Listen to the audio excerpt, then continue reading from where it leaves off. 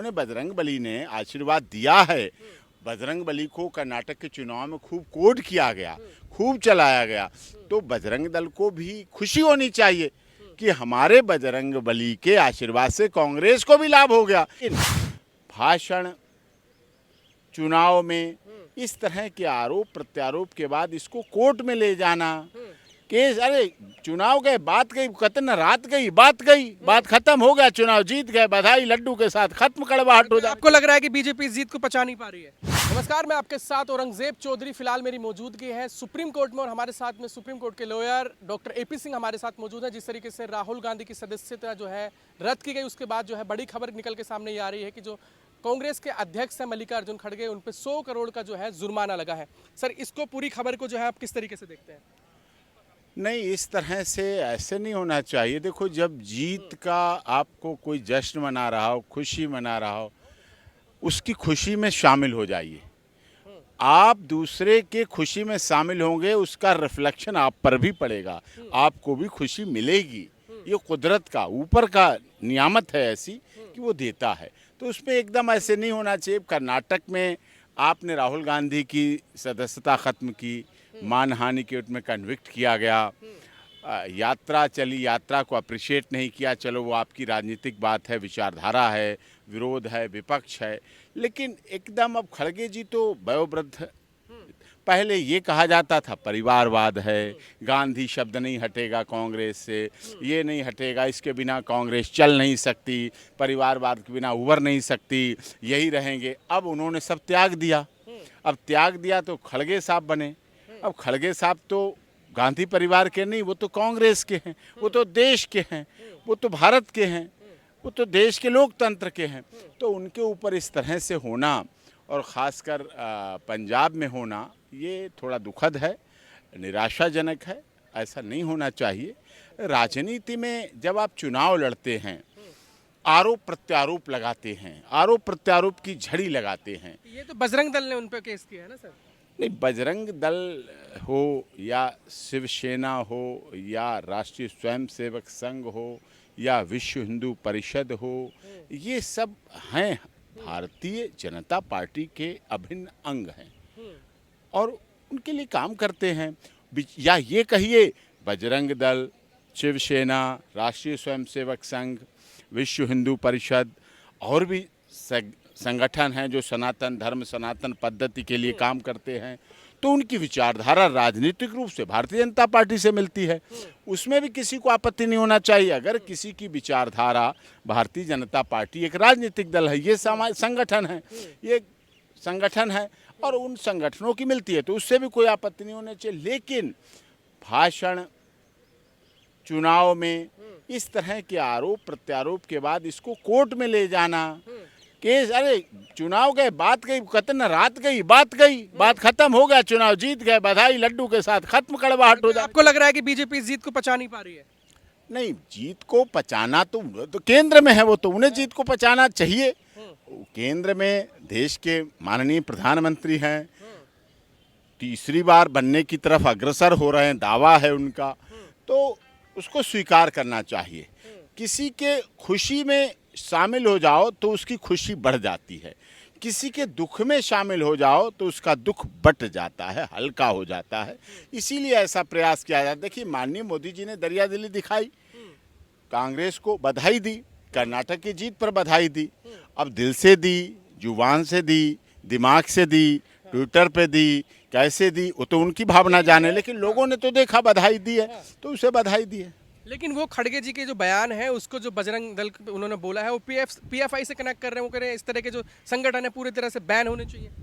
नहीं, बजरंग दल संगठन क्या करता है क्या नहीं करता, मुझे पूरी उसने अंदर जानकारी नहीं है, लेकिन पीएफआई क्या करता है, हाँ, अगर कोई संगठन इस देश में रह के भारत की एकता अखंडता के लिए खतरा पैदा होता है तो बैन होना चाहिए। अगर भारत के सम्मान के लिए हितकारी है, इस देश के सभी नागरिकों के लिए हितचिंतक है, शुभचिंतक है, गुवाहाटी से चौपाटी, कन्याकुमारी से कश्मीर तक के नागरिकों को, महिला पुरुष सभी, बिना किसी भेदभाव के, जाति धर्म भाषा क्षेत्र का भेदभाव बिना अगर कोई कार्य करता है तो उसका स्वागत होना चाहिए, उसको ज़रूरी है, स्वागत होना चाहिए। और इस तरह से ये करना किसी के राजनीति में अब असहिष्णुता सहनशीलता खत्म हो जीती जा रही है। राजनीति में पहले बहुत सहनशीलता थी, बहुत उदारता थी, आपस में एक दूसरे का विरोध होता था, मनभेद मतभेद में फर्क होता था कि हमारे विचार नहीं मिलते, ठीक है। अब आप देखते हैं सुप्रीम कोर्ट में यहाँ खड़े हैं, हम एक दूसरे के अपोजिट होते हैं, एडवोकेट खूब अपोजिट होते हैं, खूब एक दूसरे के खिलाफ वकालत करते हैं, लेकिन क्या आपस में लड़ने लगते हैं? व्यक्तिगत नहीं, हम सब व्यक्तिगत हैं। आप देख रहे हैं चुनाव हो रहे हैं बाहर के, तो सब एक हैं, सब एक साथ सुनेंगे, एक साथ बोलेंगे, एक साथ कैंपेनिंग कर देंगे, एक साथ चुनाव लड़ेंगे, एक साथ जीतेंगे और एक साथ सब कुछ फिर एक साल काम करेंगे एक साथ मिलकर। इस तरीके से मानहानि केस में राहुल गांधी का देखने को मिला कि सदस्य चली गई, सजा हो गई, क्या इसमें भी खड़गे जी की सजा, ये सदस्यता जाने का? अभी ये कहना जल्दबाजी होगी। अभी तो कोर्ट में केस पहुंचा है, अभी उसकी इन्वेस्टिगेशन के पार्ट पे जाएगा, एविडेंस के पार्ट पे जाएगा, फिर एज एक्यूज्ड जो रिस्पोंडेंट हैं उनको पेश किया जाएगा, श्योरिटी वगैरह भरी, जमानत भरी जाएगी, प्रोसेस होगा, वो आगे चलेगा, उसमें कोई ऐसी बात नहीं। खड़गे साहब भी खूब मझे हुए राजनेता हैं, पुराने राजनेता हैं, सत्ता के गलियारे भी देखे हैं, विपक्ष भी देखा है,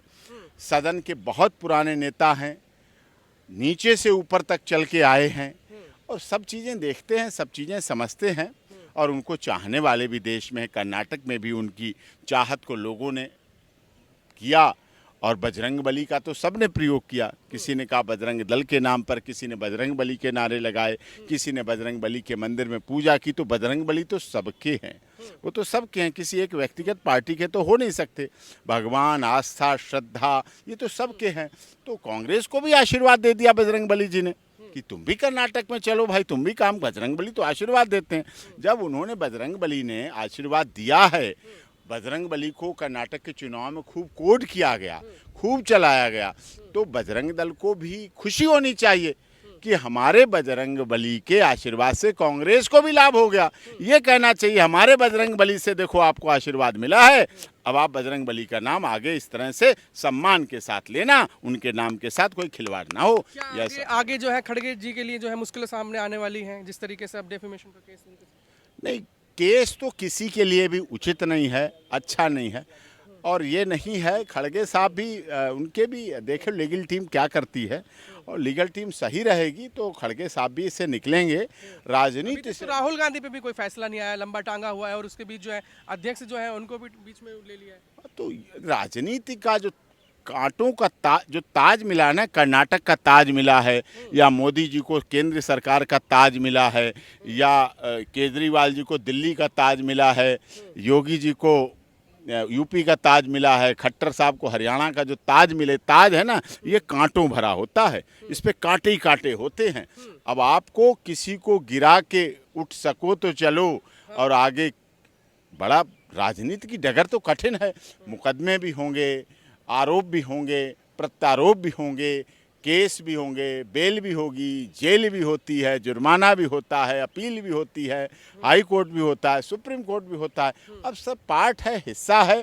अभी तो उन्हें जीत का जश्न मनाना चाहिए, मुख्यमंत्री अच्छा सा कर्नाटक में देना चाहिए। अब डीके शिव कुमार की बात आप करें, सिद्धारमैया जी डीके शिव कुमार जी को मुख्यमंत्री के दावेदार के रूप में पेश किया जा रहा। वो दिन आप भूल गए जब डीके शिव कुमार जी की बेटी की शादी थी।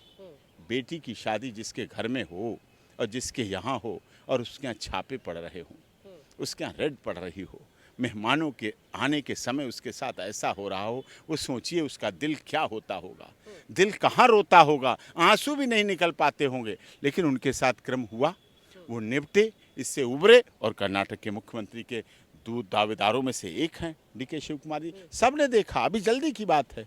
तो ऐसा होता रहता है, राजनीति में आरोप प्रत्यारोप का क्रम चलता रहता है। और लेकिन खड़गे साहब के साथ कांग्रेस है, कांग्रेस पुरानी मजबूत पार्टी के रूप में उभरी है, कर्नाटक में भी पूर्ण बहुमत से सरकार बनाई है, हिमाचल में भी पिछले चुनाव में उन्हें मिला है। तो कहीं ना कहीं बजरंग बली जी का आशीर्वाद उनके ऊपर भी है, और वो आशीर्वाद सबके ऊपर देते हैं, जैसा जैसा देखते हैं करते हैं। इस तरीके से लगातार जो है एफआईआर दर्ज हो रही है मानहानि केस को लेकर, जिस तरीके से बयानबाजी को लेकर जो हो रही है, तो आपको नहीं लगता है कि इनको थोड़ा सोच समझ के बोलना चाहिए? नहीं, हर एक नेता को, चाहे छोटा बड़ा नेता हो, हर एक चैनल के हर एक एंकर को बहुत भाषा का संसदीय प्रयोग करना चाहिए, असंसदीय भाषा, अमर्यादित भाषा का प्रयोग नहीं करना चाहिए, ये सच है। और संसदीय भाषा का प्रयोग किया जाए तो निश्चित तौर पर उसके लिए अच्छा रहता है, उसके भी लिए अच्छा रहता है, पार्टी के लिए भी अच्छा रहता है, और जो नए नेता आ रहे हैं, नए राजनेता आ रहे हैं, उनके लिए भी अच्छा रहता है। वो भी सीखते हैं, उसी से समझते हैं, सुनते हैं और उससे आगे बढ़ते हैं। राहुल जी को सदस्यता गई कर्नाटक में, फ़ायदा हो गया उन्हें। तो खड़गे जी साहब को अभी तक लोग समझते थे मुकदमेबाजी में नहीं है, अब मुकदमेबाजी में जुड़ेंगे, पंजाब जाएंगे, तारीखों पे जाएंगे, तो पंजाब में भी उनका अगला बढ़ जाएगा काम। कब किसके बयान से, कब आपके इंटरव्यू से कहाँ किसको फ़ायदा हो जाए, इसका कुछ पता थोड़ी होता है।